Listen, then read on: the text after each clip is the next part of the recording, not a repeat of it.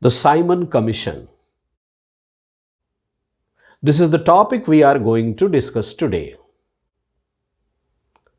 We know that the First World War was fought from 1914 to 1918. And in 1918 itself, on 8th July, a report was published regarding administration of British India. This report was prepared by two persons. First, Edwin Montagu. He was the Secretary of State for British India. And the second person was Lord Chelmsford. He was the Viceroy for the British India. ये जो report 8 जुलाई 1918 को publish हुई, इसी को base बना करके एक बहुत मेजर कॉन्स्टिट्यूशनल डेवलपमेंटल स्टेप लिया गया और वो स्टेप था गवर्नमेंट ऑफ इंडिया एक्ट 1919। ये गवर्नमेंट ऑफ इंडिया एक्ट 1919 को 1921 में इंप्लीमेंट किया गया।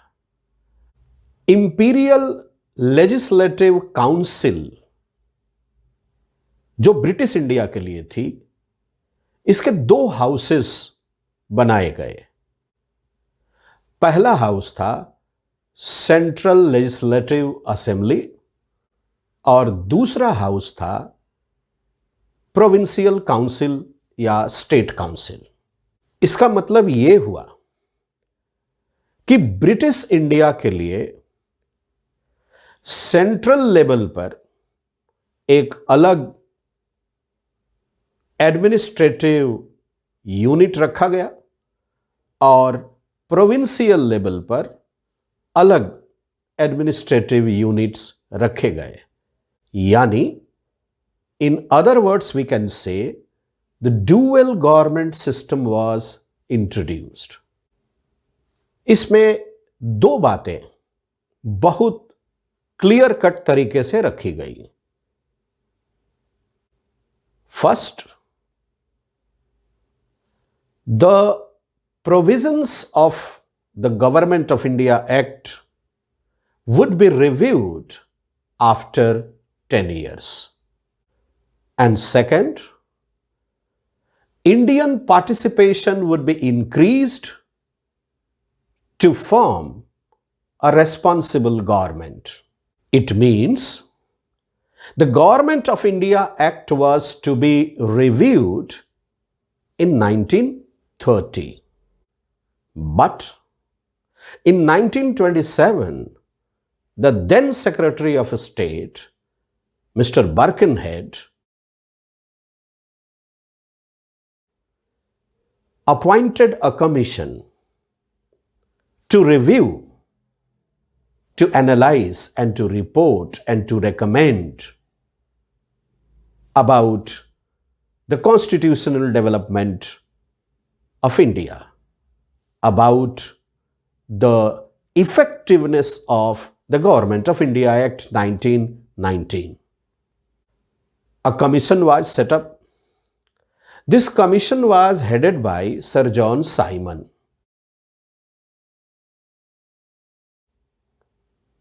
We have to remember here that this commission was constituted 3 years earlier than it was to be constituted. It was to be constituted in 1930, but it was constituted in 1927. The reason was the adverse effects of First World War on Britain. ठीक है?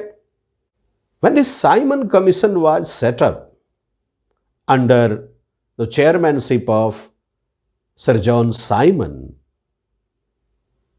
it had total 7 members. Okay? But all the members were British. Not even a single member was Indian. That was really a matter of concern for the Indians. There was a reason behind that, and the reason was Lord Birkenhead always underestimated the Indian constitutional experts, Indian leaders, whether the leaders were from the Indian National Congress or the leaders were from the Indian Muslim League or from other political organizations. Now I am going to name the 7 members. Member number 1, Sir John Simon. Member number 2, Lord Clement Attlee. Member number 3, Harry Levy Lawson. Member number 4, Edward Cadogan. Member number 5, Vernon Hartson. Member number 6, George Lennox. And member number 7, Donald Harvard. Now, all these members were British. No one was Indian. The Simon Commission arrived in India in 1928 on 4th July. It was protested for 3 reasons by the Indians. Reason number 1, there were 7 members in the commission, but no one was Indian. Reason number 2, it was violation of the rights of self-determination. And reason number 3, in fact, it was an insult of the self-respect of the people of India. The commission was protested everywhere in India. Processions were organized, strikes were organized, Simon, go back Simon. These slogans were raised everywhere. The commission went. In the procession at Lahore in the month of February 1928, the police superintendent, Mr. Neil, another police officer, Mr. Scott, and the police inspector, Mr. Sanders, they ordered lathi charge. In the lathi charge, Lala Lajpat Rai got injured. The commission, the Simon Commission, was protested by the Indians. But we have to remember one thing here, that Mr. Bhim Rao Ambedkar, the famous Dalit leader, and Mr. E.V. Ramaswamy Nayakar, or Periyar, better known as, supported the commission. Supported the Simon Commission.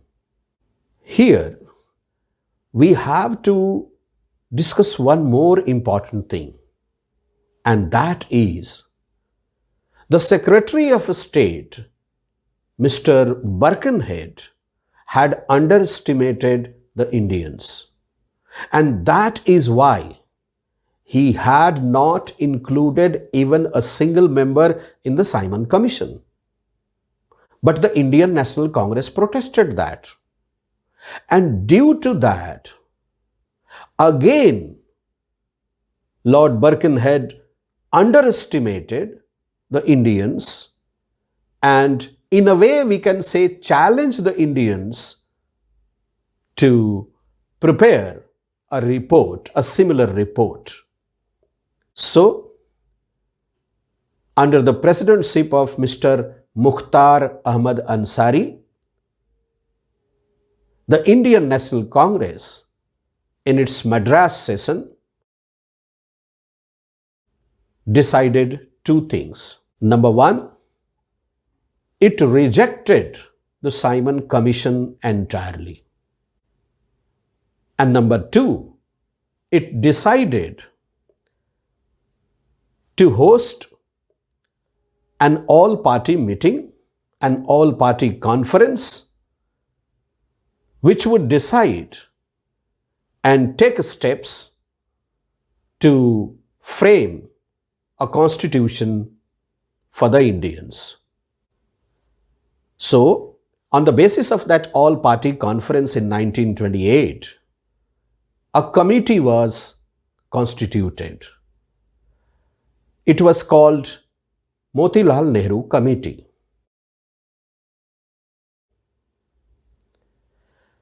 Motilal Nehru Committee because it was headed by Pandit Motilal Nehru, and the Motilal Nehru Committee was a parallel committee to the Simon Commission. On one hand, the Simon Commission was working. On the other hand, the Nehru Committee was working. In the Simon Commission, not even a single member was Indian, and there were 7 members. In the Motilal Nehru Committee, there were 9 members and no one was British. The 9 members in the Motilal Nehru Committee were, number 1, Pandit Motilal Nehru as the chairman of the committee. Number 2, Pandit Jawaharlal Nehru as the secretary of that Motilal Nehru Committee. Number 3, Mr. Ali Imam. Number 4, Mr. Tej Bahadur Sapru. Number 5, Mr. Madhav Sri Hari Ane. Number 6, Mr. Mangal Singh. Number 7, Mr. Soeb Qureshi. Number 8, Mr. Subhash Chandra Bose. And number 9, Mr. G.R. Pradhan. Once again I repeat, the Simon Commission was constituted in 1927 in place of 1930 to review the effectiveness of the constitutional development of India under the Government of India Act 1919. There were 7 members. All 7 members were British. No one was Indian. And the Simon Commission was protested by the Indian National Congress, by the Muslim League, but it was supported by Mr. Bhim Rao Ambedkar and Mr. E.V. Ramaswamy Nayakar Periyar. On the other hand, there was Motilal Nehru Committee. This was also constituted in 1927. It was headed by Pandit Motilal Nehru. There were 9 members in the committee. All 9 members were Indians. But both the Simon Commission 1927 and the Motilal Nehru Committee 1927 had been working for the constitutional development of India. When the Simon Commission drafted its report, it was rejected by Pandit Jawaharlal Nehru and Subhash Chandra Bose. On 28 August 1928, Motilal Nehru Committee report was published. It was criticized by Pandit Jawaharlal Nehru and Subhash Chandra Bose because it demanded the dominion status for India, self-rule for India, Swaraj for India. Here dominion status meant India would be ruled by the Indians but under the British guidance. It was entirely rejected by Subhash Chandra Bose and Pandit Jawaharlal Nehru. Independence of India League was formed by Subhash Chandra Bose and Jawaharlal Nehru in 1928. In Kolkata session of Congress in 1928, Pandit Motilal Nehru was the president, and the report of the Motilal Nehru Committee was passed by majority of members, was passed by majority of voting in that session of Congress. Now, Lord Birkenhead took it as a defeat, and Indian masses were ready for agitation. Lord Birkenhead decided to mix the two reports, the report of the Simon Commission and the report of the Nehru Committee, and prepare a proposal for constitutional development of India. In 1929, the members of the Simon Commission arrived in India again. They prepared and published their report in 1930. Now both reports were published, the Simon Commission report and the Nehru Committee report. On the basis of the recommendations and suggestions by Muhammad Ali Jinnah, the British government decided to organize 3 roundtable conferences. Roundtable Conference number 1 in 1930, Roundtable Conference number 2 in 1931, and Roundtable Conference number 3 in 1932. In all the 3 conferences at London, the constitutional development of India was to be decided. And on the basis of the discussions and debates in the 3 roundtable conferences, a decision was taken. And what decision was taken?